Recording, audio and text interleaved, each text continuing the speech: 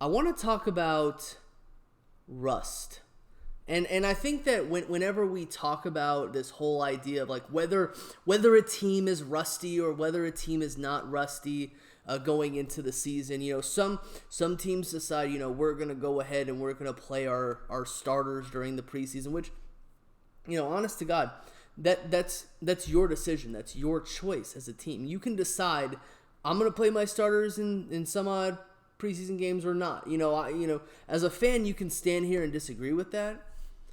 But with this whole 3 preseason game concept, like a lot of mentalities have changed, A lot of times these teams played their starters in that 3rd preseason game thinking, we're going to go ahead and knock off that rust.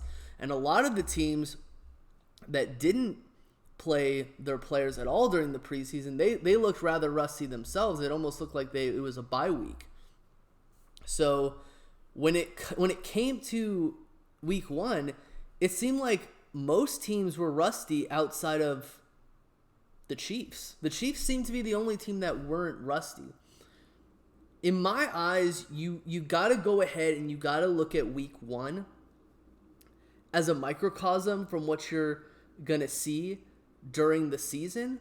But at the same time, it's like you can't really figure out what's going on in the NFL until probably like week 5 or 6.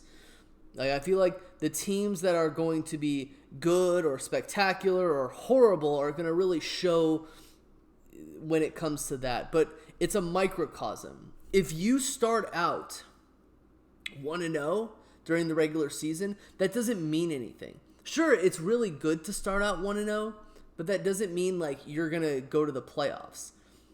Likewise, even if you start out 0-2, sure, that sucks, but that doesn't mean that you're going to suck, right? I mean, the Eagles, I've seen them start out 2-0, go to the Super Bowl. I've also seen them go start out 2-0 and end up 4-12. So it doesn't really mean much, but as a fan, you kind of get that sort of elation whenever your team wins. You always want your team to win during the regular season, right? In the playoffs, of course. But like when it comes to week 1 and your team wins, you get elated by that. And I feel like a lot of upsets happen during week 1. I feel like in most case scenarios, I feel like the biggest winners of week 1 were probably the New York Giants. Because the New York Giants haven't had a winning record since that boating picture. You know what I'm saying? So I feel like they're the biggest winners because they had the biggest upset. They're obviously improved, I feel like, but